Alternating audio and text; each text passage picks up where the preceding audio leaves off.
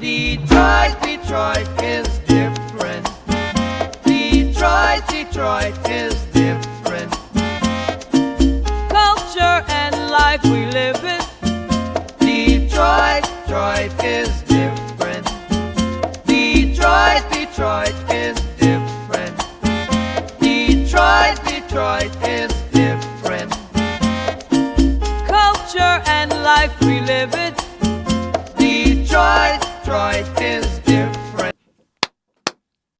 Welcome back to the Detroit is Different podcast studios. And in studio is a brother that's partnered with Detroit is Different over time. A couple of times as he just uplifted in studio, pre-studio, partnered with Events Direct with myself and Yusef Bunchy Shakur, talking about how a lot of the development organizations fund projects through our community. Also, with Frida Sampson, another one of the people most beloved to Detroit is Different, and some work she was doing honoring the great Fred G. Sampson. Thought I said something. And even Piper Carter as well. So he's been in the mix. But last time I saw him, he was like, yo, it's time. Let's work this. And I was like, it's been time. You should have definitely been here. As I say, it's a list of folks that should have been here and touching into a lot of the Puerto Rican culture that goes through not just Detroit, but a lot of this region. Dr. Raúl, how are you today? Thanks. I'm doing good. We're still waking up, but also thanks for the honorific title. I still got some work to finish, but hopefully soon it'll be official. This already there because you teaching and you engaging and everything, man. That's where I'm putting it there. For sure. I receive it. Yeah, man. Definitely. So we start these Detroit is Different talking about people's ties to the city and family and coming here. And I know your story is a little bit different. So let's just start there. Yeah, 100%. You to the D, how did it come about? My origin story, right? Yes. At least as it relates to the Detroit chapter. So I was born and raised in Chicago in Humboldt Park, Puerto Rican community. That's my barrio that raised me. In 2012, I started to travel to Southwest Detroit mostly every 2 weeks, doing some work with the Presbyterian Church. They had started a ministry in Southwest Detroit. The person who was leading it was relocating to San Antonio. So long story short, they hired me part-time. So I was doing that back and forth every other week. And then in 2013, my family and I decided God was calling us to relocate and leave everything we knew and come to a place that was new and different for us. And so still worked with the Presbyterian Church in 2013, did that for about 2 more years. But the area took a hook on me. And, a lot of people thought, well, when the work with the Presbyterian Church ended, would I return to Chicago? Mm-hmm. And I said, no. I said, Detroit's not done with me yet. And so I enrolled in a master's program at Ecumenical Theological Seminary, master's in divinity, perceiving that God was calling me to pastoral ministry. And so that was one of the typical degrees, master's in divinity, so that folks can be ordained as ministers. That was a 5 or 6 year journey to the master's degree because I was working full time. I think it's important to note also that, I don't live in Detroit. I'm not originally from Detroit. I do work in Southwest, have been doing Southwest work in Southwest Detroit since 2013. I live in Wyandotte, so 15 minutes south. And the way that happened was when I was traveling, whenever I was in town, the Presbyterian Church in Wyandotte had a vacant pastor's house. They call it a manse. And so the pastor had decided he wanted to buy his own house. And so he vacated that house and it was empty. But they had the utilities and everything on. And so they donated that whenever I was in town. Then when we decided to relocate, we started leasing the house from the church. And then eventually the church closed down and they offered to sell us that part of the property, the church proper. So since 2013, we've lived in the same place in Wyandotte in that church. And that's how that's how we got, over. So much more to unpack, especially in a Detroit is Different story. let's start with the culture of Chicago versus coming to Detroit. And we're definitely cousin cities, go Pistons. We won't talk about the bad boy era, no. Go Pistons. All right. So along with that, just like the relationship that we know, that goes from that 94 interstate. It connects us, but when we look at it from a lens of Puerto Rican culture, Chicago has a lot more Puerto Rican culture. It's Puerto Rican culture here in Detroit, but so much more there. And it even oozes over to Grand Rapids that even comes over here to the city of Detroit. Whereas so much Chicano culture here, it feels different, especially entering Southwest Detroit. But recent interview with Spanky Hayes talking about the Cuban culture that's here in the city of Detroit, the Dominican culture here. It feels different if you're not of that world and then to enter that world. For sure. One of the first lessons I had to put into practice was to come correct.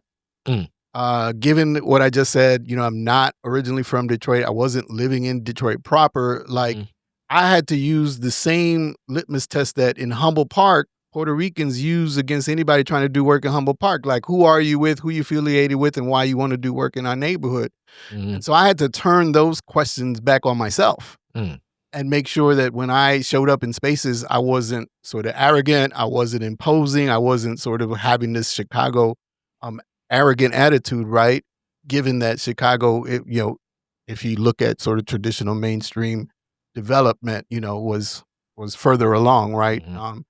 And I had to adjust all of that. I had to learn about Detroit. I had to learn its history. I had to learn about its own, not just racial ethnic culture, but its own like Detroit versus everybody culture, right? I had to learn what that was about. And it was a culture shock for sure.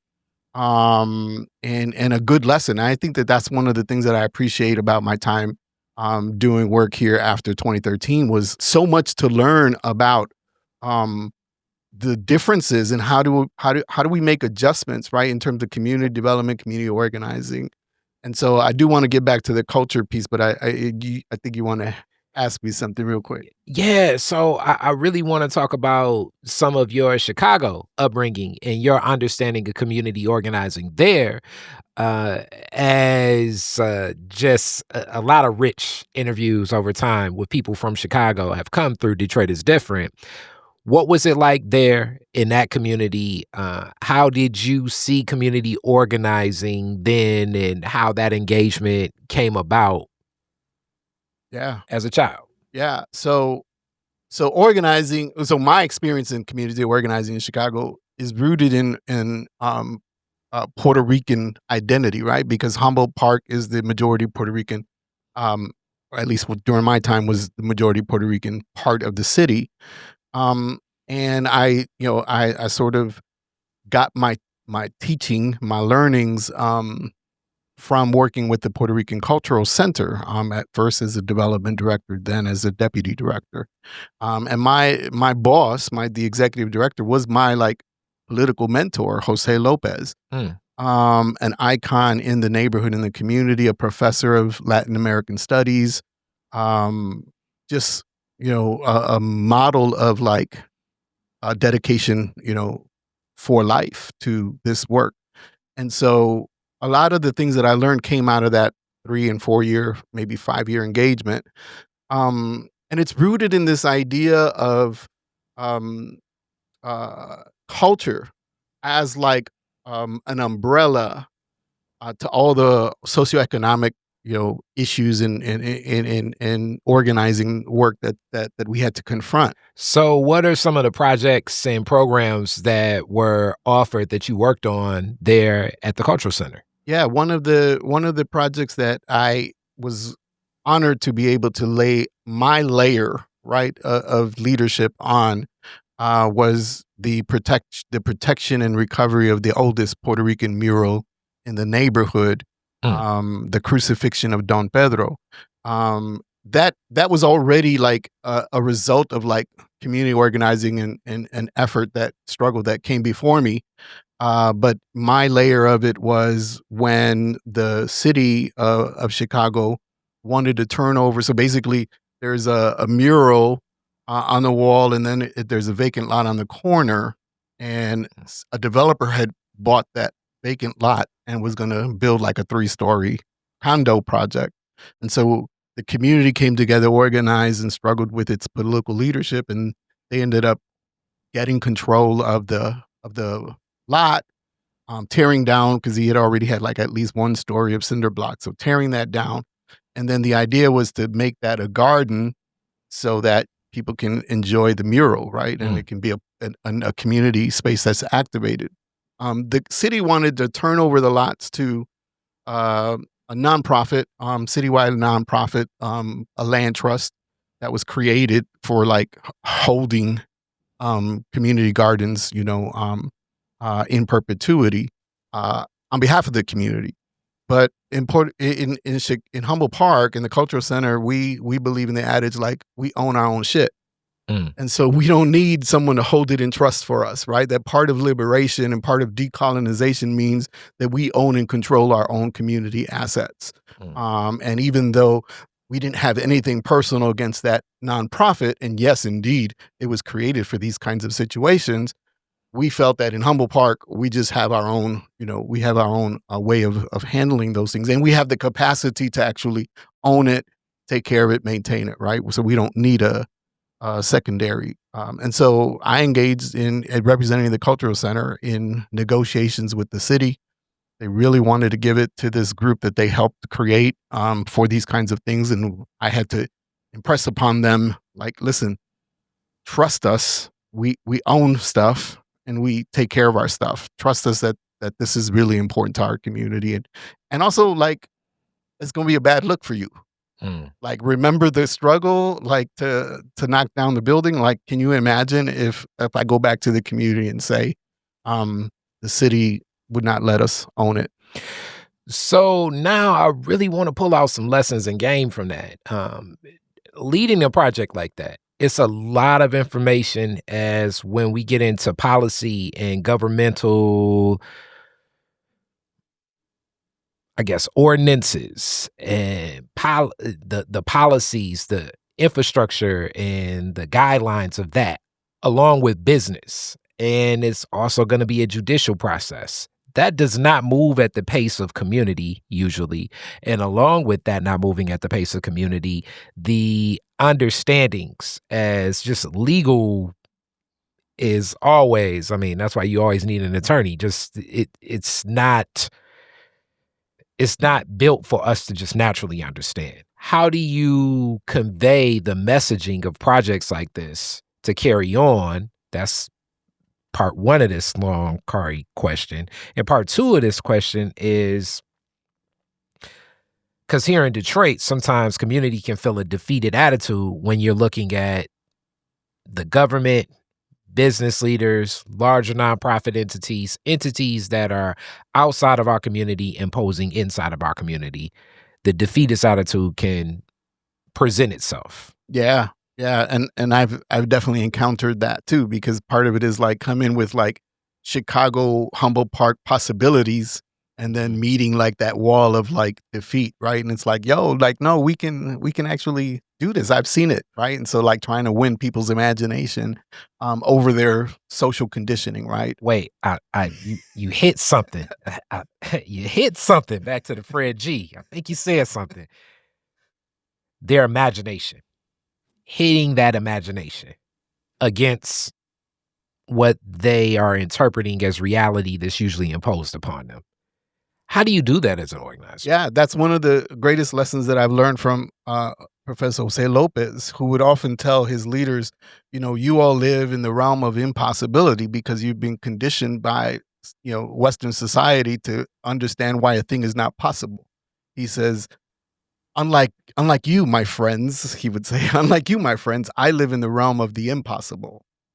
And that part of the leadership role, right, the part that he particularly has embodied, is to dip into the impossible, into the realm of the impossible, pull out ideas, and then cast them as vision to help win the imagination of the population of the people. And so like that really has stuck with me, right?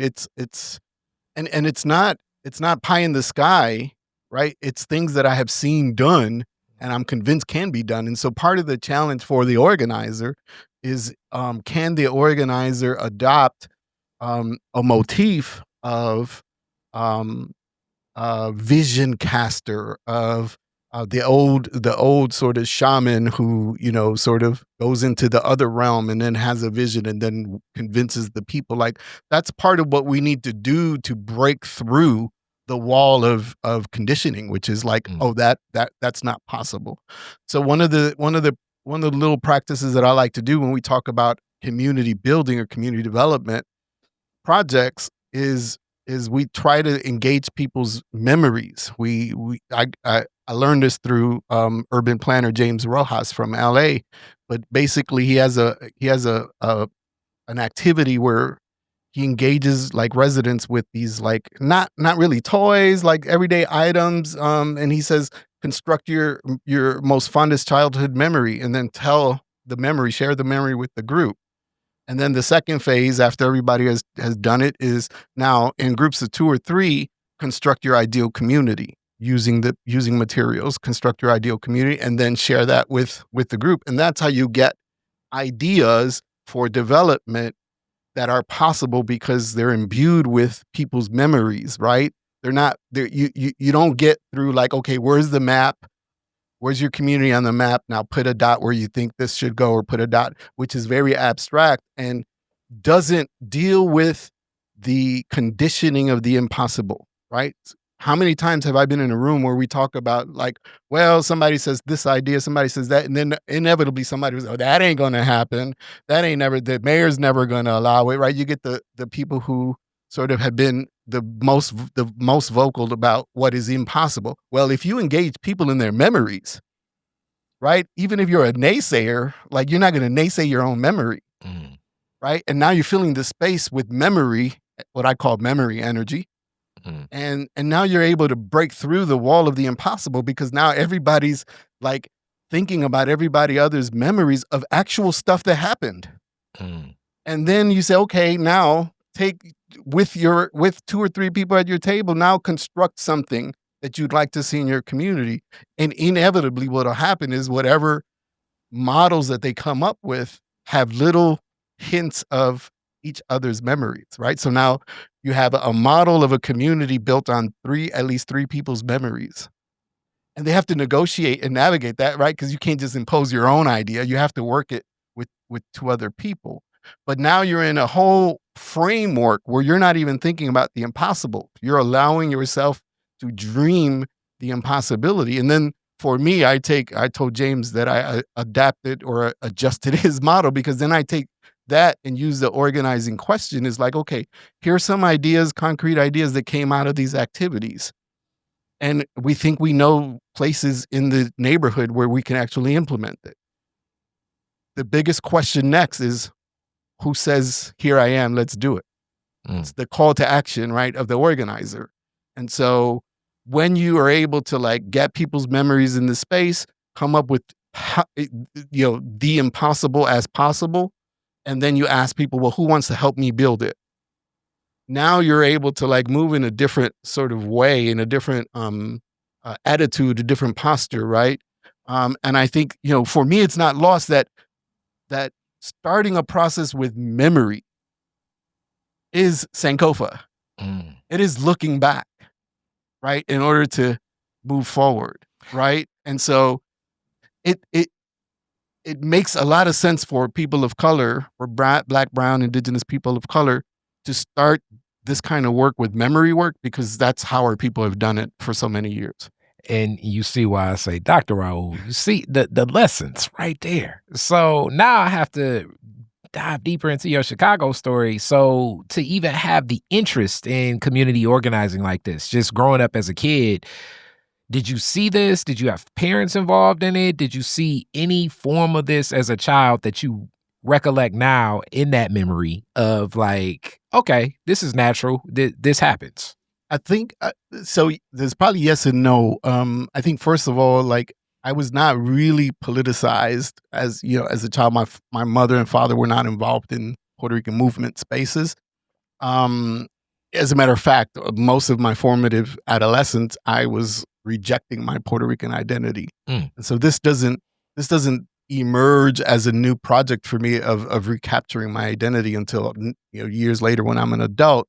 And I leave the Chicago public schools after 13 years as a teacher assistant, and then I go into doing community development work, community building, community organizing, where I start to recapture and recover my own history, both in Chicago, but also as a Puerto Rican.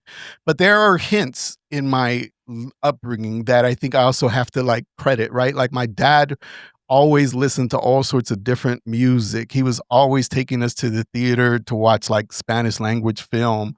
And so, I remember even as an adolescent asking him, what does this word mean in that song? What does that word mean? And um, receiving a transference of culture that way, right? And then certainly after I started doing community-based work, connected with Jose Lopez, began to like recover my own history. Then I just jumped in, 100% full speed. I think that, and I think that so I do believe that part of it is the home, right? And how the home serves as almost like, whether directly or indirectly, right? Because in my example, it was indirect. But you have some elements, some seeds that are planted that then take germination and grow as you get older. I mean, like now I hated listening to all of my dad's songs when I was a kid and Saturday mornings. Um, and now like I have a wall of CDs full of all his old Hilarious. CDs. So, and then 13 years inside Chicago's public school district. And for people that are a little bit aware of what's happened to Chicago school district, so much when we think of possibilities of, for lack of a better term, I'm going to say it from a Kari lens, a deconstruction of a public school district, you can look at what's happened here in Detroit as one of those lenses. But what happened in Chicago, just from reading the stories and knowing so many people that worked in public schools, my Aunt Ruth, my Uncle Edgar, and then reading some of the stories in New York Times and the Chicago Tribune of how politics get involved in schools, did that have an impact on how you shifted and thought to yourself, let me get involved more in organizing? Because clearly this space is shifting. Yeah. My first mentor, and my life, if I broke my life story, it would be full of mentors. But my first mentor was my middle school gym teacher, James T. Swayze from Natchez, Mississippi. That sounds like somebody from Natchez, Mississippi. I always talk about him like that because I think his social location and where he's from played a big part in the role that he played in my life. And so he at one point, now I'm working in the school. So this relationship started when I was just a student, but now I'm working in this same school that I went to, the middle school that I went to, as a 19-year-old, as a teacher assistant. And then eventually he says, Raúl, to the degree that I have invested in you over the years, to that same degree, you give back to your community. And that's been my mantra. That's been my life's work. That's been my mission, whether it's in Humboldt Park in the hood that raised me or out here in Southwest Detroit. Like I'm still trying to give back to that degree that he invested in me. And so, but that experience in the Chicago public schools as a teacher assistant, I mean, some of my biggest hurdles as a teacher assistant were the teachers, who didn't understand the dynamic of living and working in your own neighborhood, right? So one of the first things I had to encounter was that I knew these young people socially. They're the kids on the block. I'm 19 years old. I'm playing basketball in across the street from the house. Mm. And so, we got our official name, and then we got our street names. And so my nickname growing up was Coco. Mhm. And so the kids knew me as Coco. Mm. So inevitably, I'm working in the schools, and now they're calling me Coco, and the teachers had a problem with that. Mm. Well, they're so like familiar with him, and he's not professional, et cetera, et cetera.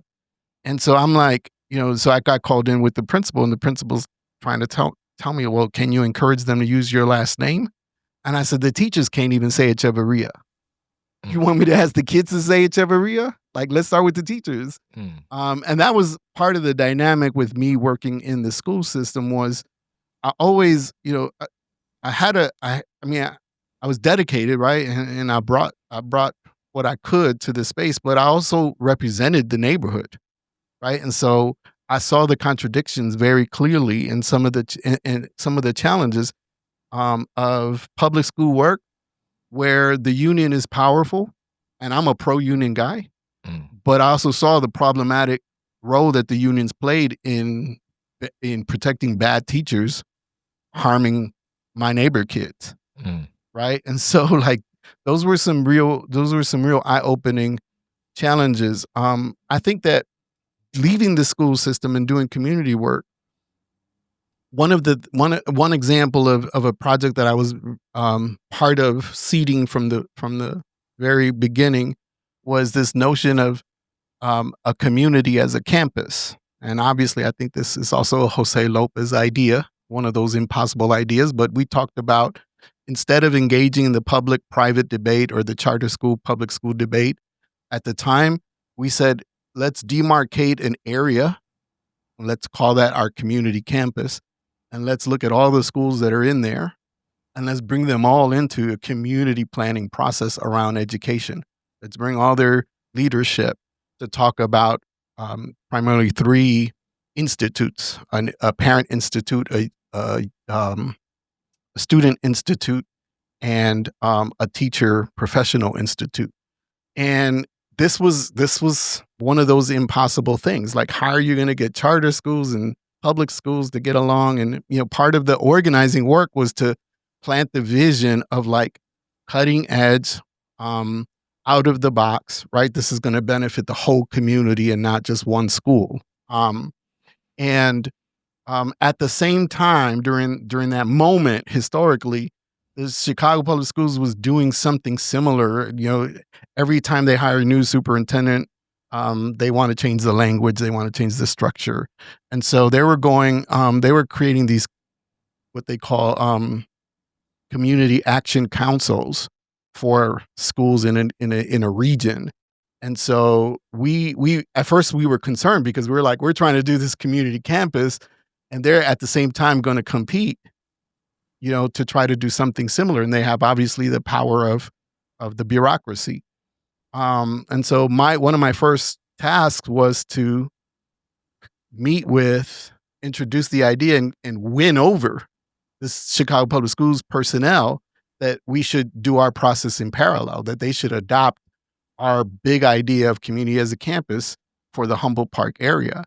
And they did. And so we introduced the concept as we built the table, and people who were not directly involved with us as the Puerto Rican Cultural Center got to learn about the things that we were talking about. They're like, I like that idea. And so they gave us the stamp of approval, and our table became both the community as a campus and the Community Action Council for the public schools.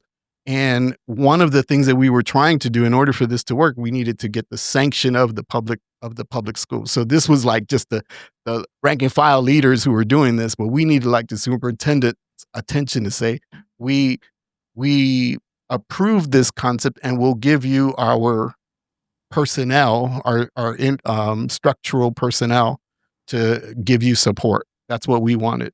That ended up happening like a year or so after I left the work in Chicago and moved out here. So, like, the work that I did was very foundational, but they ended up getting the approval. And to this day, community as a campus is flourishing as an idea. It's sanctioned by the Chicago Public Schools. It has, like, someone employed by the by the public school system who lends capacity and oversees that process. They've got intramural sports competition. They've got learning best practices among charter and public schools. It's a beautiful thing, and now it's heavily resourced than when I was just pitching an idea and trying to build community around the idea. Now it's heavily resourced and it's got longevity. And so again, coming from a public school system as a teacher assistant and seeing the contradictions to then leading a community effort around a different way to think about public education or just schooling and community in general. That's super impressive to me. And now I'm coming to Southwest Detroit and I'm like saying, hey, listen, similar things have been done. I was part of this process and trying to convince and win people's imagination in Southwest Detroit. That has been harder. Now, I love you share that, and shout out to another Chicago, Angelique Power, when I interviewed her, and she was speaking about more so the challenge today in schooling. Her leading skillman is now we're looking at charter, we're looking at public, and we're looking at a lot of people doing homeschool. And it's online schools. Schooling is completely different. So I do believe that looking at what that educational process is from a campus community is going to be something that would be advantageous for all communities, as schooling is just not the traditional method of, the place at the end of my block, and I'm going to go there as I always uplift. And you can speak to this too, because Southwest Detroit is one of those communities that a lot of people are very transient. So this impacts school because that student that starts in September or late August, the chances of them for 4 years throughout their high school being in the same address, possibly even for freshman year, sophomore year, junior year. And we've had this has existed in the lives of many students for all time. Now I would say it's more commonplace throughout this region, and in a lot of ways reflecting on America, just as the cost of living is so high for most people to reach. Southwest Detroit is definitely one of that. And you stretch, as you talk about Wyandotte, it stretches downriver. And as much as Detroit is different, I could definitely do a downriver is different too. Yeah, for sure. How have you found that in organizing, as there are some staples like blocks like mine where you have some families that have been there for forever, but even reflecting on my street alone now, there are 5 homeowners on my block right now. And that's changed so much even in the past 10 years. I go back 20 or 30, you're looking at almost 100% home ownership. And that's a Detroit space. Yeah.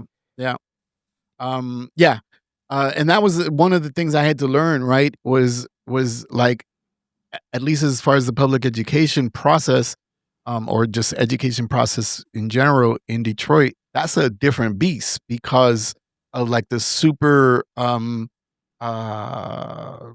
market-driven sort of decentralization, right? Like of the education system. And so you have different charter operators. In Chicago, the process is more centralized, right? And so it's not as easy as opening up charters because you have to go through some of the established charter operators. Whereas like now every school, every charter can be its own district in Michigan and in Detroit. And that's a big part of the challenge, because part of what makes the work in Chicago possible is, one, the power building through base building, right? The bringing people together and being able to flex that, right?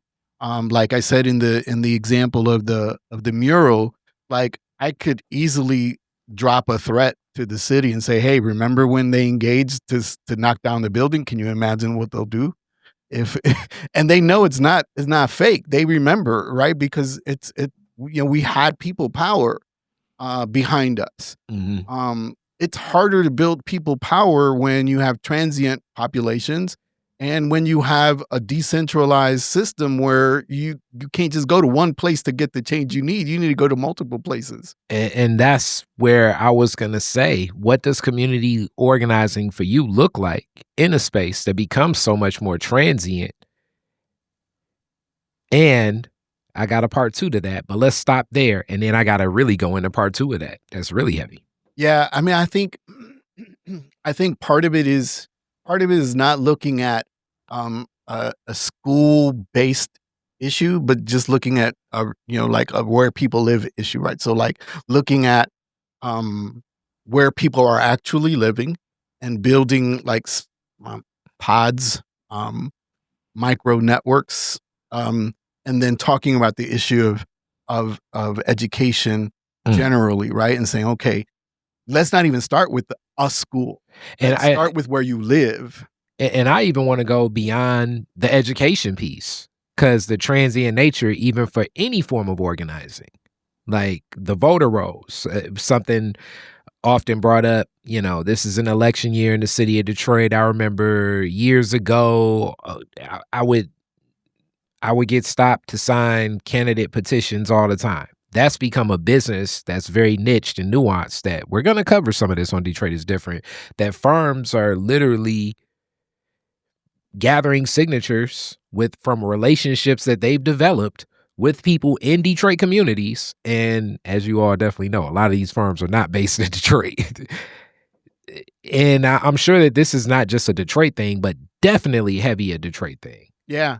I think so. So the way that the Michigan and Detroit area politically is designed is to deconcentrate power, right? This is what the whole school choice movement has been, right? Like, you don't have to be satisfied with your neighbor's school. You can just go, and it makes a community.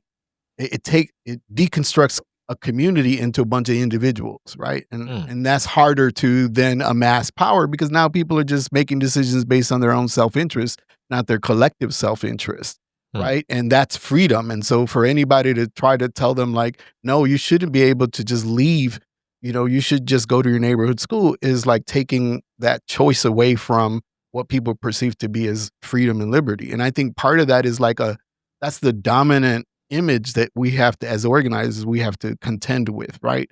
So that's why I say that, part of the organizing work is just demarcating a geographic area and organize that geographic area and get them to believe in collectivity and collective power, and begin to deconstruct those dominant images of like choice is freedom, right? Like, no, like collectivity is power. And so we can't look at this school or that school. We need to look at our geography, demarcate a space, get people to meet together, to talk together, to learn together, to grow together, and then say, now, as it relates to education or as it relates to elections, because part of it is you have to get people to not move so much, right? Because the system benefits from the movement of people, right? It concentrates their latent power as people, right? It's a sociological competition between individualism and collectivism, and we have to get the people to understand the power in collectivism, which means that they might have to like give up some of their individual freedom, so to speak, right? Their ability to choose as an individual, to say, you know what, I'm going to go with the collective, and whatever the collective agrees to choose, then that's going to be the school, that's going to be, whatever. So that points to the part 2 of this question, and you went right into like, can you break it down a little bit more? Like, let us in. So also what lays even into my community, it was some incidents earlier this week where now I have on my street, some more on my street, on my block, in my community, more Chicano residents, a couple of Venezuelan residents, some residents from Yemen. My community is even changing in the transient nature. With a lot of what's happening from a federal administration, some of my neighbors' fears which these are, I can't even imagine that pressure. What layer does all the posturing, all the fear tactics and hate and anger of a federal administration put into already this concept of individualism break from collective power? Because now it's some fear in that collective being broken. Yeah. The first thing I have to say is that, I benefit from privilege. I benefit from skin, phenotype privilege. I benefit from citizenship status privilege as a Puerto Rican. And so I have to understand that, right, before I can even talk about like working with marginalized or insecure communities, right, or folks, insecure people groups. And so I have to modify, because my default is let's fight. I mean, that's just the organizer me, right? Like, I'm not going to cower. I'm not going to stop building community because President Trump is saying and doing, right? Like, I think that part of it is like, yeah, we want to be safe. We want to take care of ourselves for sure. We don't want to be reckless. But I'm not going to modify my living experience because I'm reacting to someone else. I'm proactive. I build community. And so I gotta like weigh those right out when I'm talking about like insecure groups. The organizing is different, and part of it is like, well, we don't. There's an uncertainty, and we don't know. We don't know if it's just posturing and rhetoric, right? We don't know. We still don't know it. It is unclear still from a community perspective how all of these things are going to land and what the proper points of resistance are going to be. So, it's kind of a wait and see, but not, but don't stop doing the work, right? Don't stop. I'm still engaging in people and encouraging them to stay awake, to understand what's happening. How do we collectively interpret and analyze the political moment?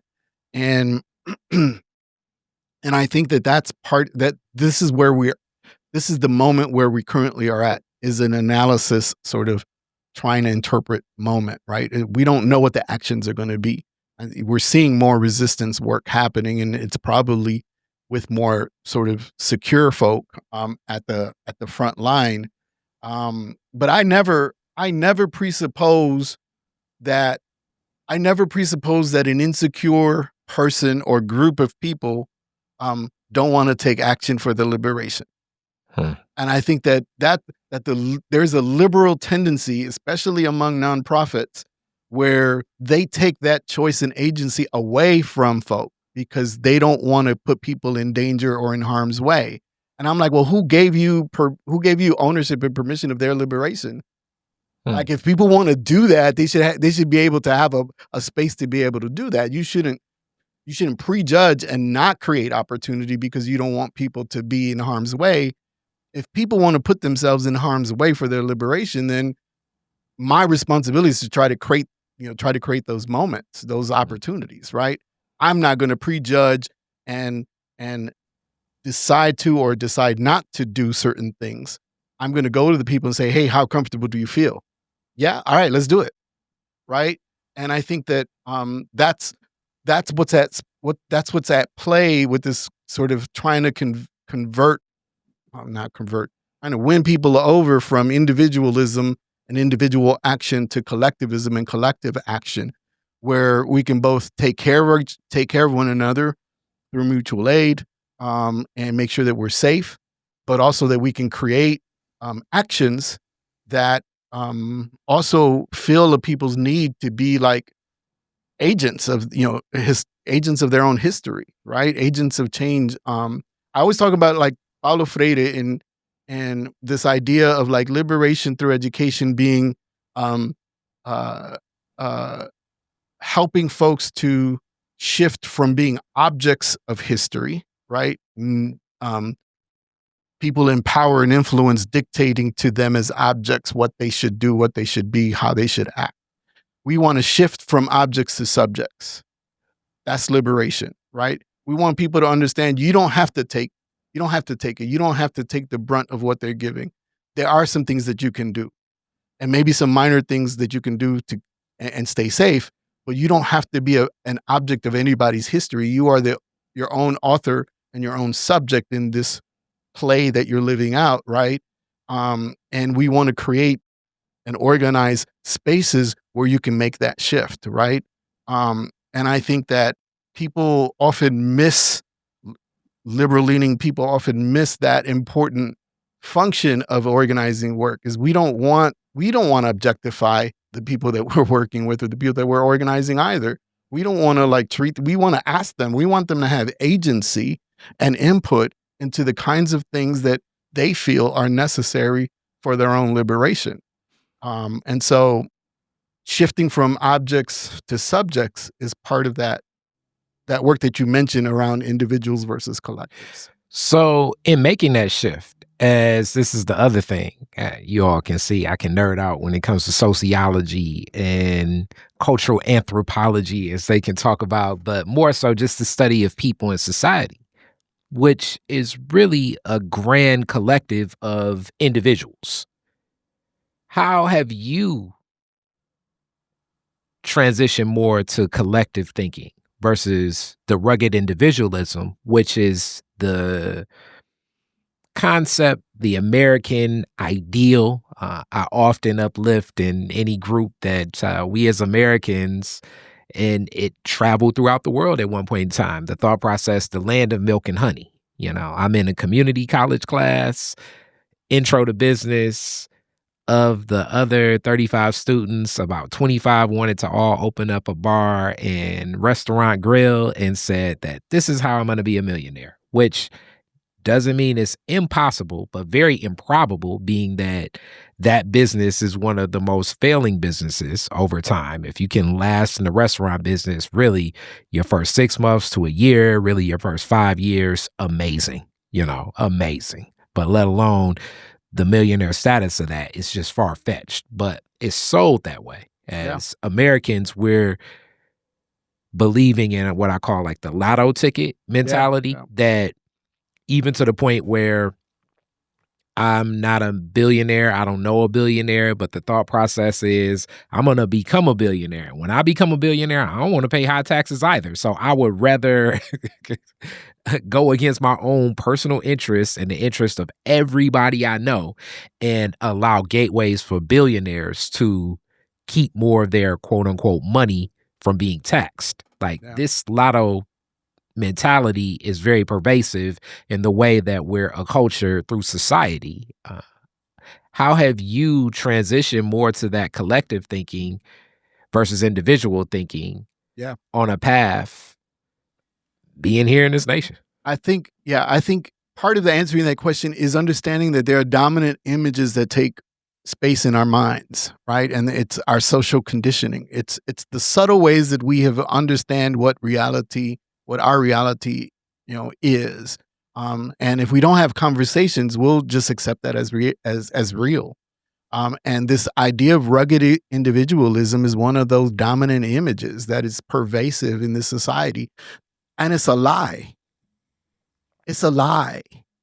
All of these millionaires, billionaires, none of them have made it on their own.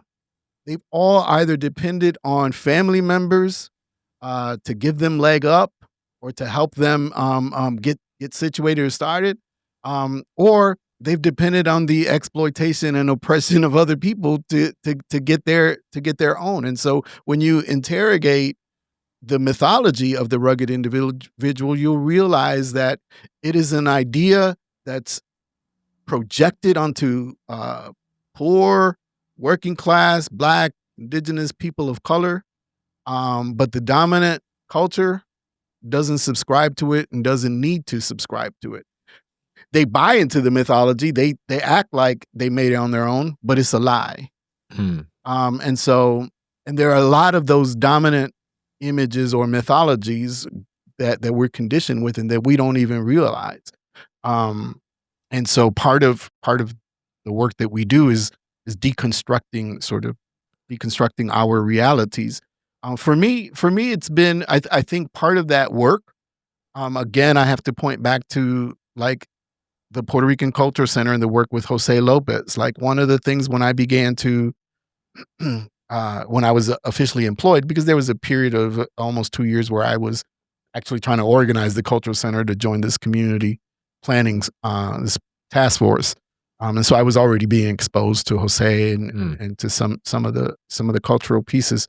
But when I became an employee, we became de facto, those of us in different leadership positions, professional positions, we became de facto like a parallel leadership group, a community leadership group, where we also did political work, right?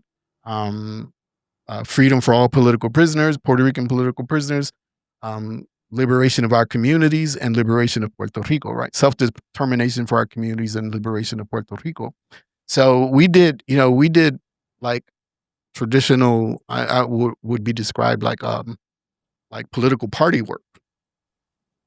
And I think that educative period for me was super important because I began to dispel a lot of the lies and the myths.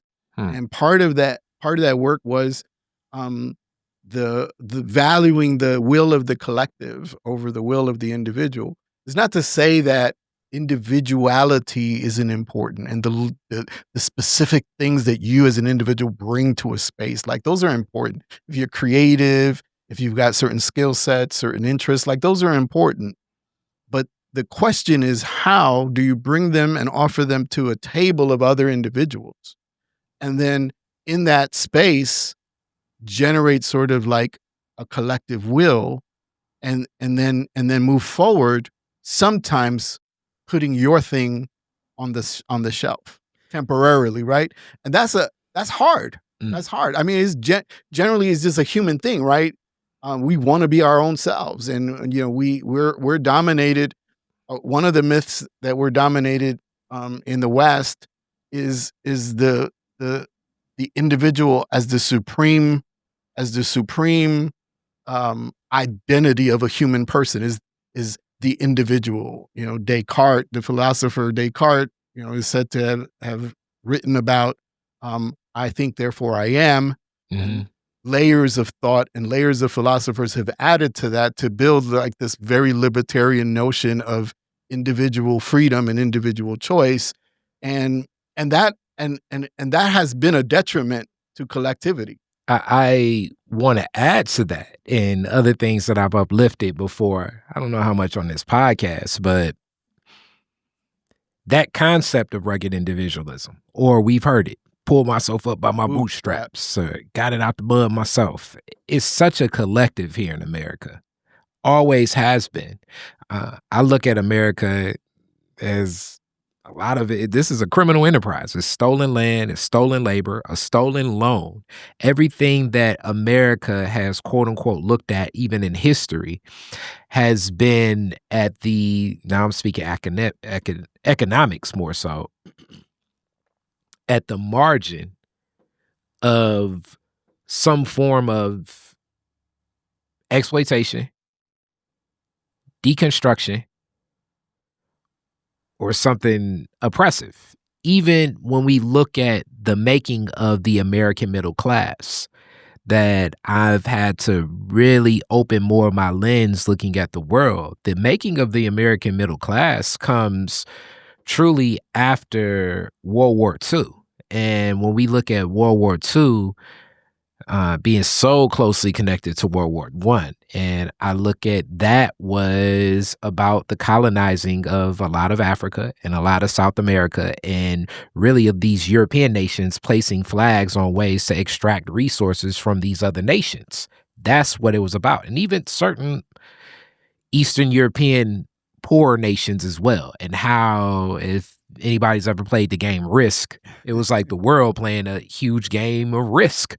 And America was in a catbird seat of providing weapons really for both sides up until they enter the conflict, and so far removed from a lot of these other European nations to set the table to create the League of Nations and then the United Nations being in America to just pick up the mantle of a lot of what many of the other Western nations did. And our milk and honey of that American middle class was picking up with saying in a Vietnam, we can pick up with what France had here, and we can get some oil and some rice and some assets from that. We can go to pick up in what we're doing in Nicaragua and what we consider some illegal actions and everything. We can pick up and create this Panama Canal, and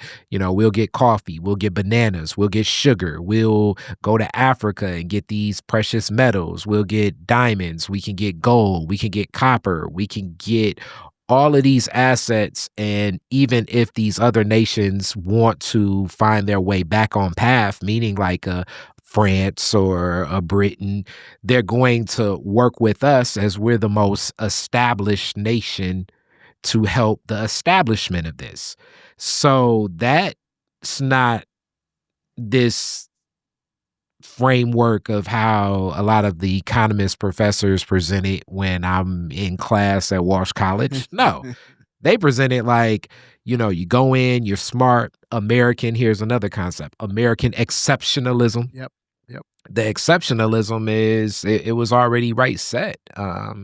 It was already pre-designed to just step in. It would be similar to many of the public school systems in Detroit as white flight takes place. Some of those black students that graduate, I was the president of Northwestern, like in the 68 and 70 and 72. They're in schools fully functioning printing presses and planetariums and swimming pools, because these were resources that were not designed for black students really to have access to. But when all the white students leave, you still have a infrastructure that's there, quote unquote, for this group of people that wasn't designed to be there. So, and I'm not, and it's tough because sometimes people can take a lot of this stuff personal, especially being here in the city of Detroit with so much industry that happens. But the industrial age was boosted from the exploits of taking from so many nations.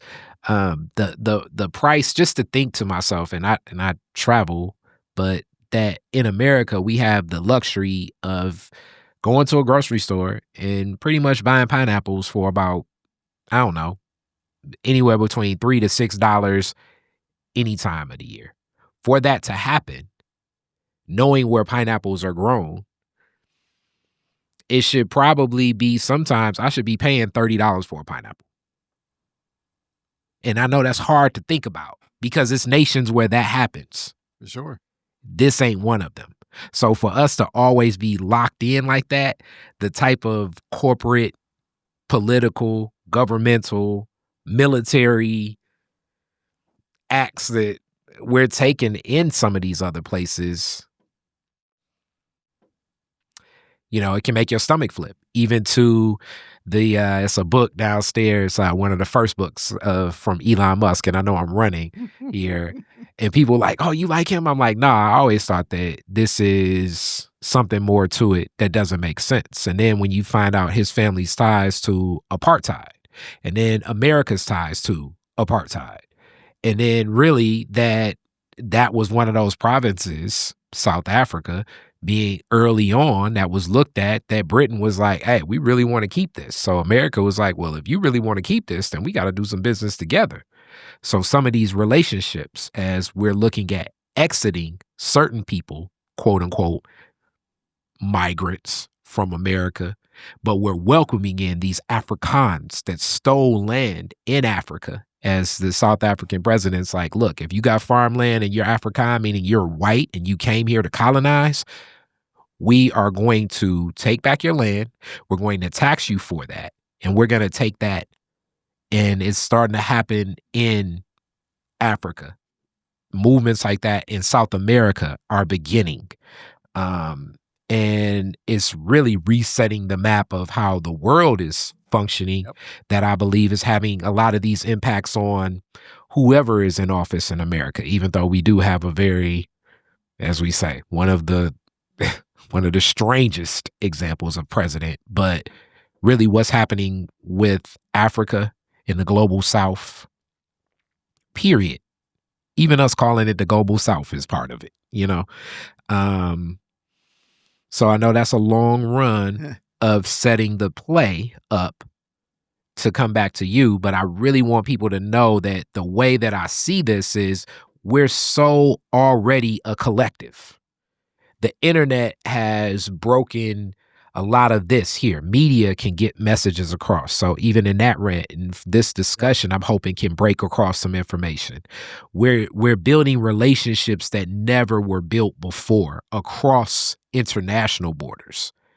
And the information in that whole concept of what America is starting to be re-examined and looked at through a different lens. And as I say that really to say that we already have always been a collective. Yeah, I mean, I think that survival dictates that, you build across, and so like our people over time have understood that, right? I think that again, part of the organizer's challenge is to help people remember, because it hasn't always been the way that the United States has purported. The rugged individual and go get yours, like all our ancestors created space for us to even be today because of their ability to work together in collective, right? That's how they were able to withstand all of the oppression. And so I think part of it is just helping people understand that. And I think if you're really deeply indoctrinated or conditioned in sort of a liberal perspective, it's going to be hard for you to accept what you just said, Kyrie, that we've already been and we've been collective, right? And people say, "Oh, no, that's not true," or whatever. It's hard. You got this differences, and Venezuelans don't like Cuba. And listen, when at least my experience in Southwest Detroit is like I posit these things in conversation, and you sort of like casting, seats, and the reflection I get back from the people is so clear that I'm amazed, right? That they're saying they'll come to me and say like, Raúl, the way that you said and blah, blah, blah. And they're already interpreting and analyzing. Like, these are like, quote unquote, like, right, immigrant, everyday, people, right? But they have a capacity to understand the complexity of these things because, like you said, they already know that collectivity is the way out. They just need space, and energy, right? And a collection of other people who feel the same way to create that. And so as an organizer, I more than anything, I'm setting a table or holding space, inviting the people that I feel are ready or are willing, posit some things, and then let them work, let us work it out together.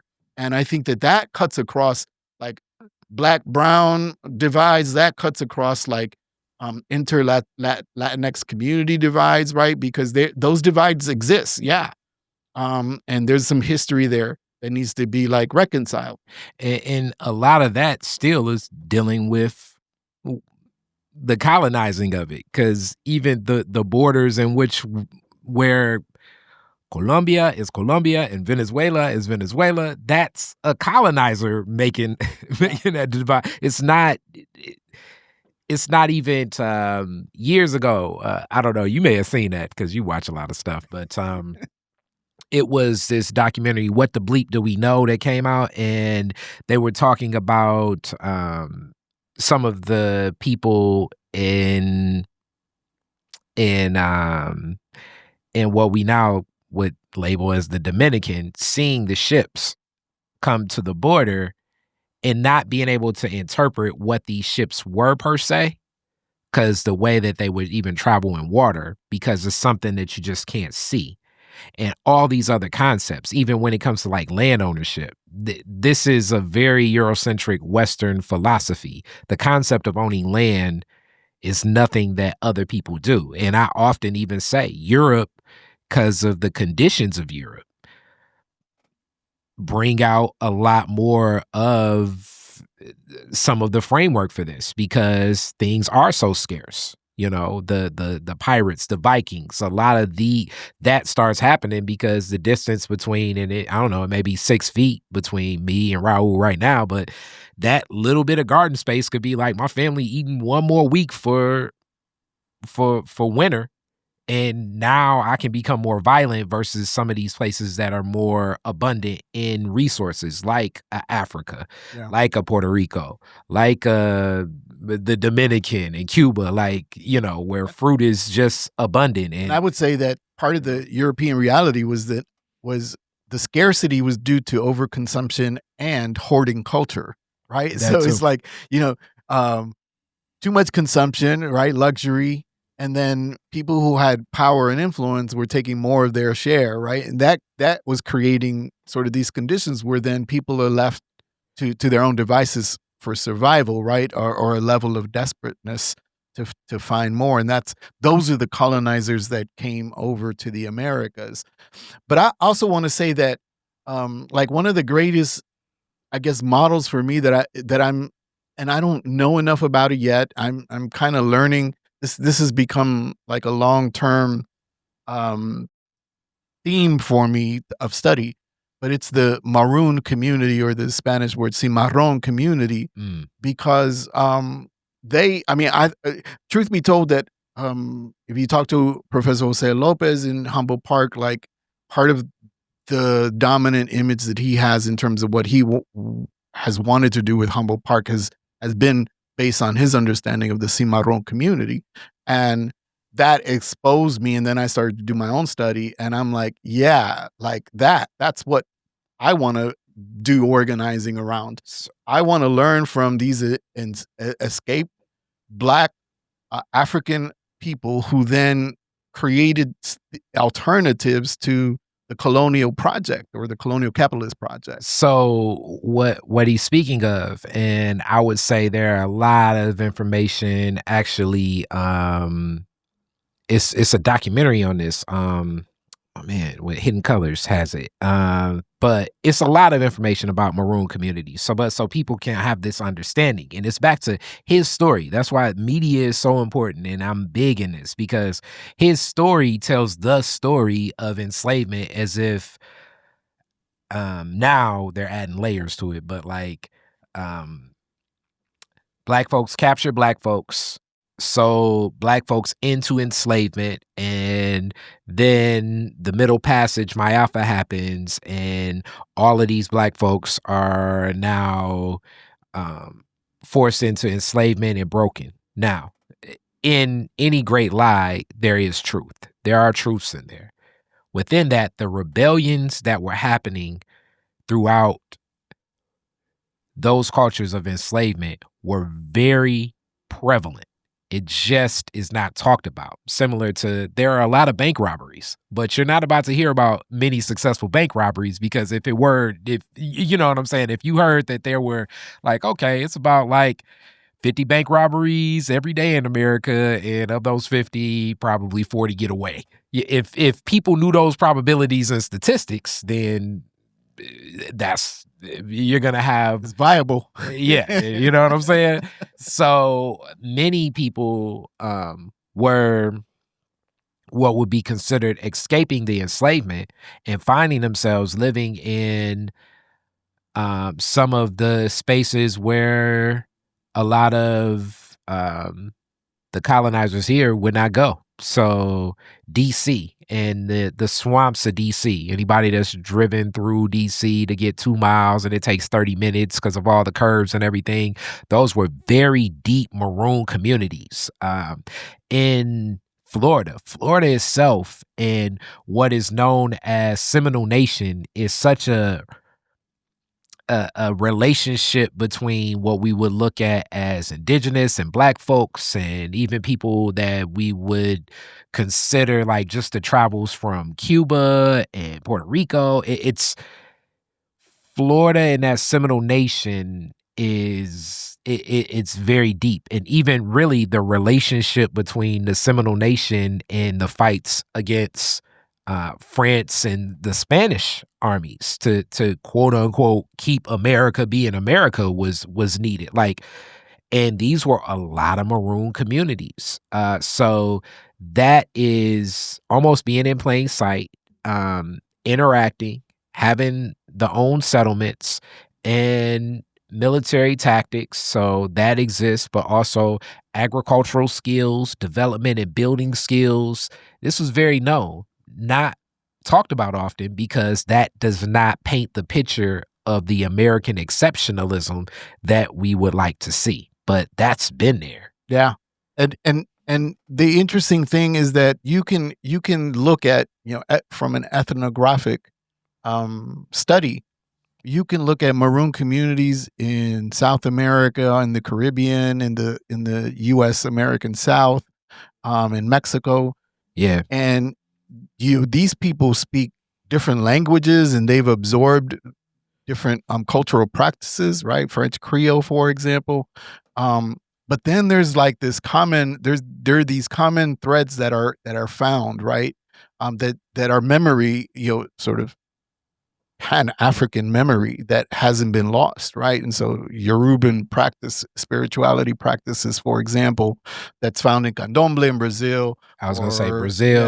Santeria in Cuba, hoodoo, voodoo in New Orleans, right? Like that from a study perspective defy like logic. Like how can these people who never really interacted with each other, geographically speaking, and have had different kinds of colonization imposed on them, maintain a level of consistency in some areas, right? Mm-hmm. They call it differently, and maybe there's some nuance to it, but they're almost exactly how West African Yoruban people today still practice. And even like in the dance being part of martial arts. The songs being lessons in the songs. And often I always uplift, in any of these colonizing ships that were first exploring ships, the navigator always was a brother. If you study it's like, why are they always with black folks? Because clearly if it's black folks that have they know the travel, they know the language. How do you get off a ship and then start saying, hey, unless you already know. So like part of these navigations, definitely Cali, Colombia, it's like so many pockets when you go throughout Belize. Yeah, I didn't even think we would drive into this, but it's deep. Well, there are two things. So I want to go back to your question about collectivity, at least how I manage collectivity versus individualism. But I want to stay on this thread because it's related to that deeper answer. One of the words that I've learned through Puerto Rican Bomba music is the word bambula. Bambula is a variation. There's several variations in Puerto Rican Bomba music. And for a long time that the meaning of that word or that term had been lost. And so you had Puerto Rican Bomba music using the word, but not in a not with a meaning, right? Just like just part of like the chorus, right? Mm-hmm. And so one time, and this story, by the way, I have to credit Alex Lasalle from the name Alma Moyo is the group, music group, Alma Moyo, Puerto Rican Bomba group, Alex Lasalle. It's his story, but he's participating in sort of like a Pan-African cultural exchange. There's bomba music. There's all different kinds of rhythms and music being played, and there's a African Bantu Congo scholar in the audience or on a panel, and so he's inquiring like, "What do you call that music?" And they're having a conversation. It's all Puerto Rican bomba music and blah blah blah. in that exchange, um, they and the scholar his last name is Fouquiao, passed away a number of years ago. He said, well, Bambula in the Bantu Congo culture or language means remember to remember. It is not merely recalling facts or recalling dates or recalling things that happened in the past, but it is a state of being for the Congolese people, the Bantu Congo people, that they always should have an attitude of remembering to remember. That's what that word. So the word refused to go away, right? If you believe that words have agency, the word refused to disappear. It was prevalent in Bomba music, and then it recovered, the community recovered the memory or the meaning, right?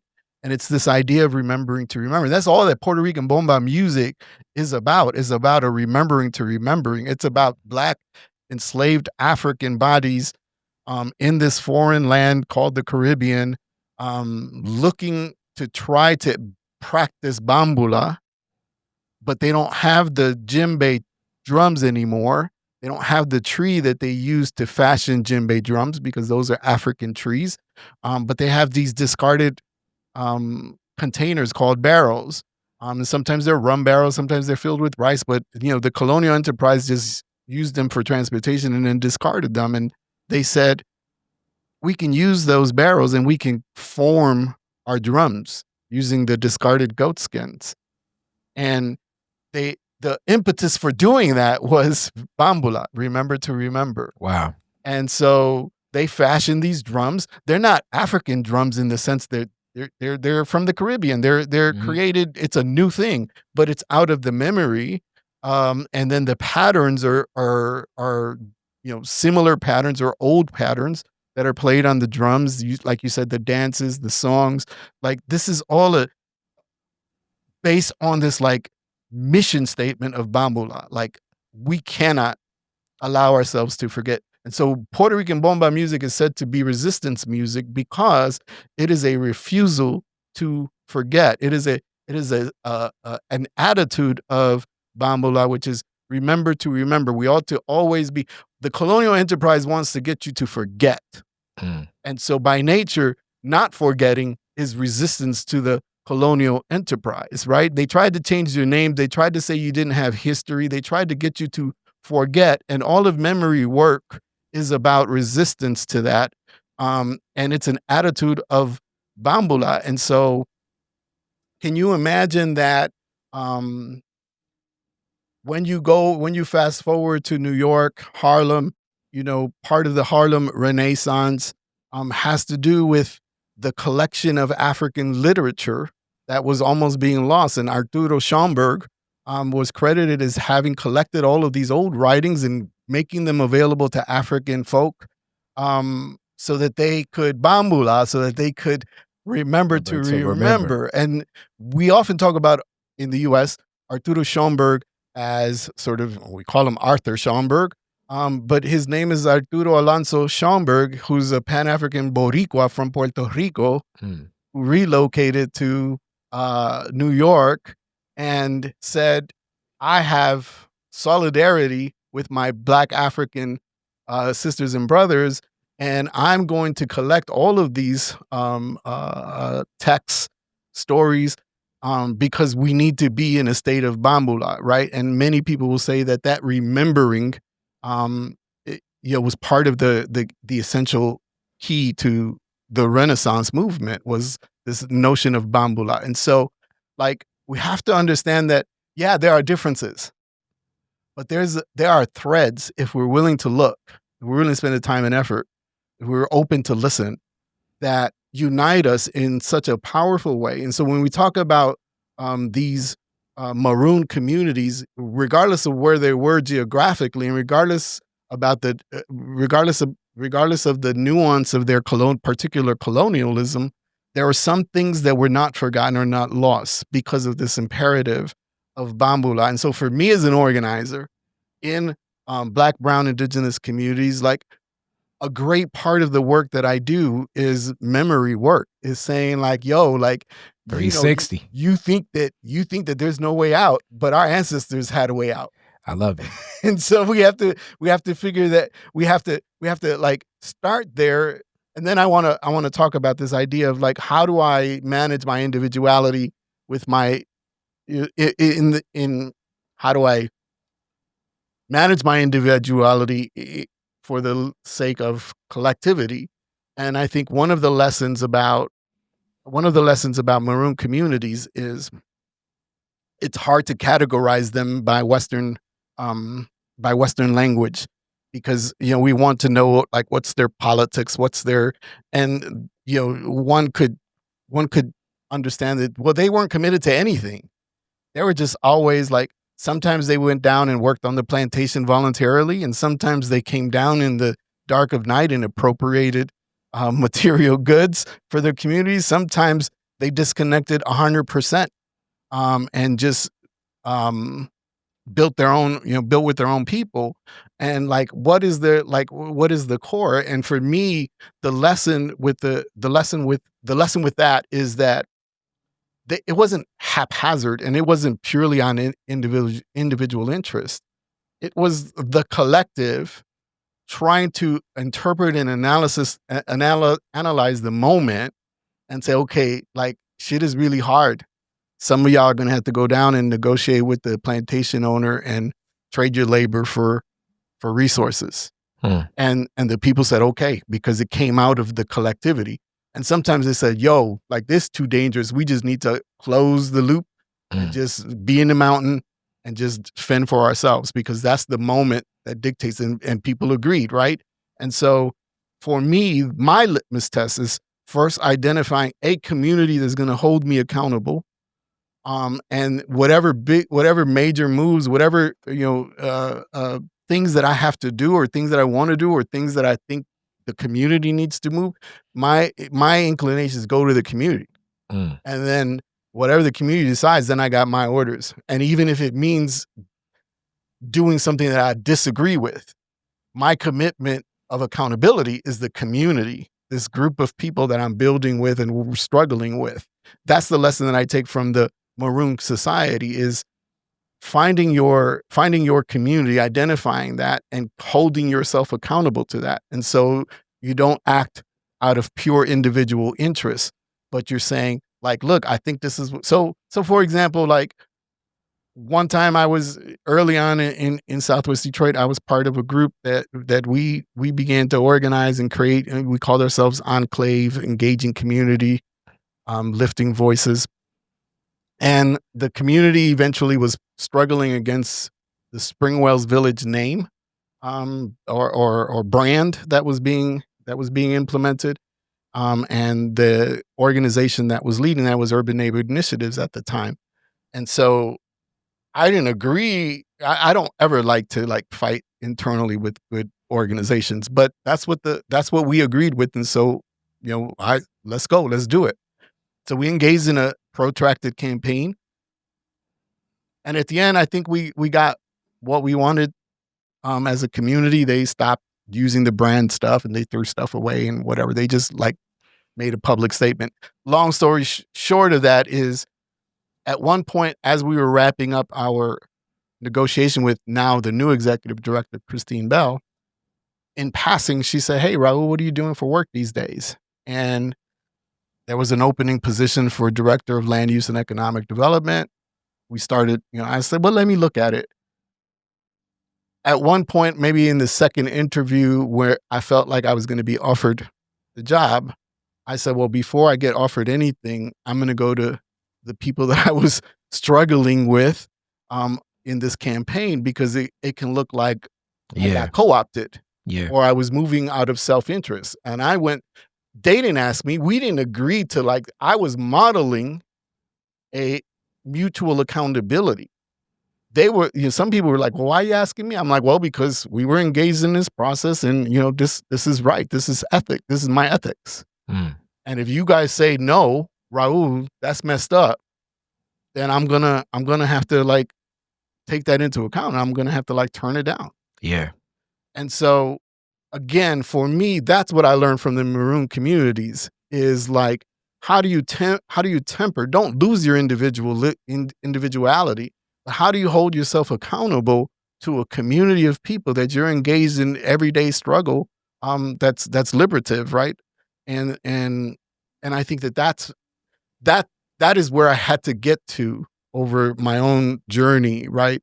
Is holding myself to something greater than myself. That's And deep. for me, it's the maroon community and for me, the organizing, like if I had like, and I'm a nerd, right? So like I really want to map and just put things on. Mhm. I would want to know where all these pockets, these maroon pockets are, and how do we get them talking to each other? That's deep. I love it. As we get to a close, man, this is deep, man. I love this. I love this. I don't know if you want to uplift something that you're working on currently before I get with the classic Detroit is Different questions. Yep. So I want to give you that. Yeah, there's two things I want to uplift. One is my passion project, which is La Casita Cimarrón y Yucatí de Detroit, is a Puerto Rican folkloric space that me and my own community is involved. Puerto Rican community is involved in developing.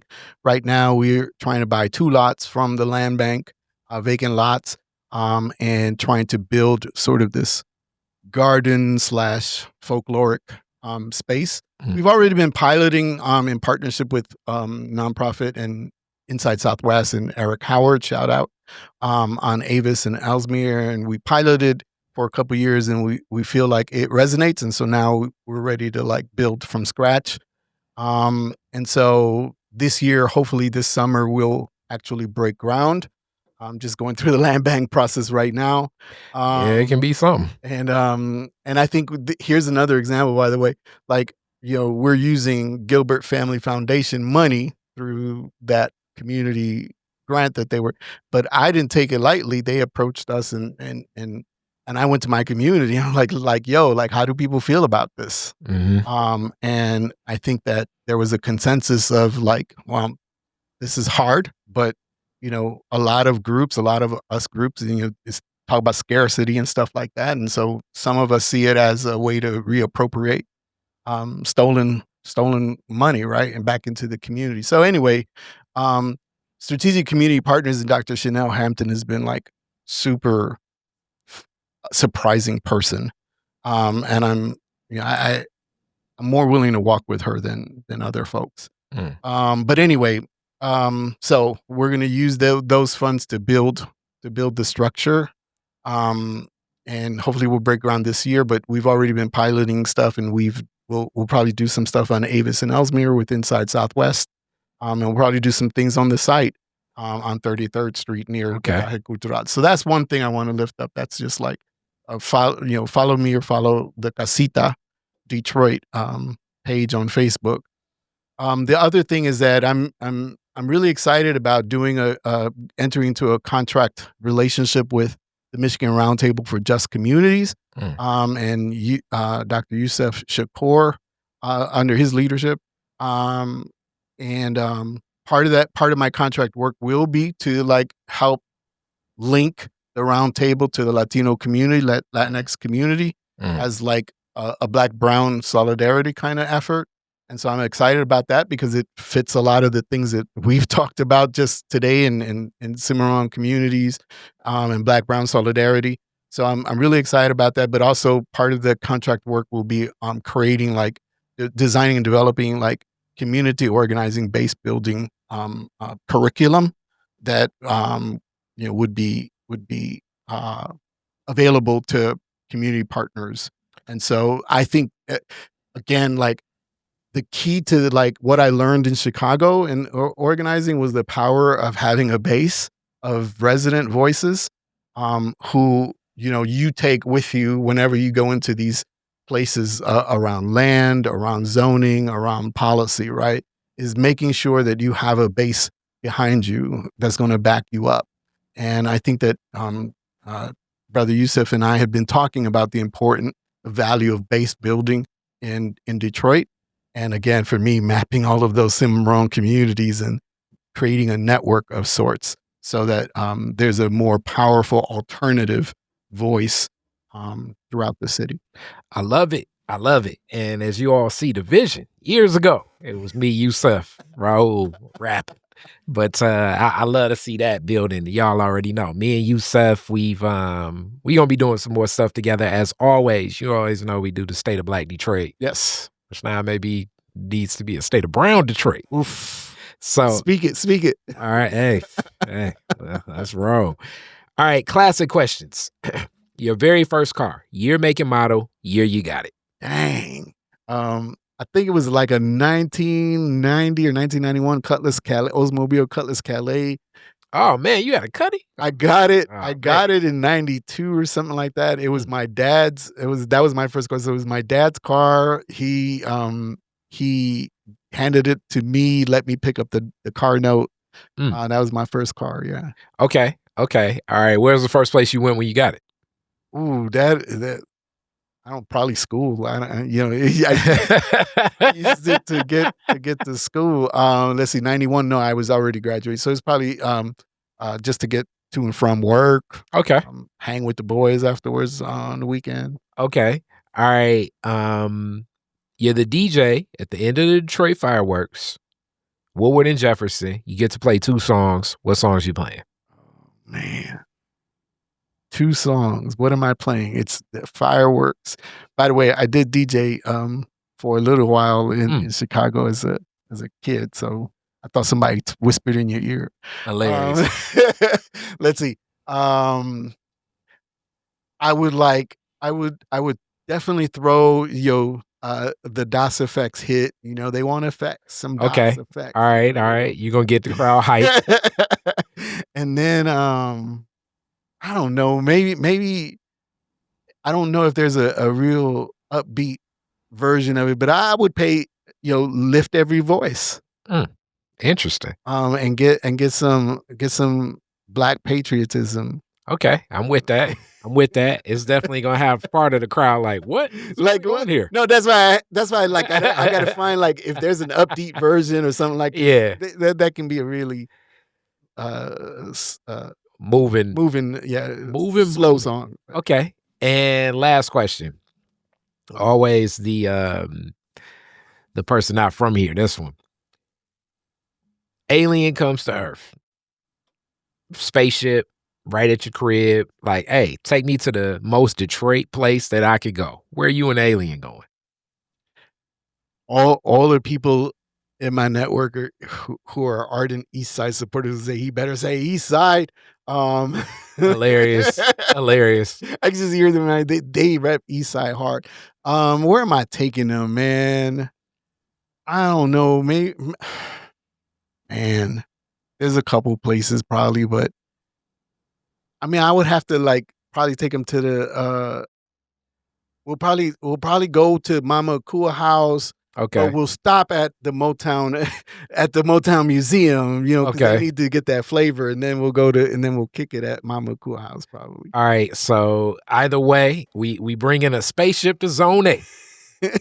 It's gonna be somebody like, I can work on that. I'm just if you need that fix. Bryce Detroit right now is like, yo, I'm on it. I'm with it. Thank you so much. Absolutely. I appreciate you, and I appreciate Detroit is different. All love. Peace. Detroit is different. Detroit is different. Culture and life we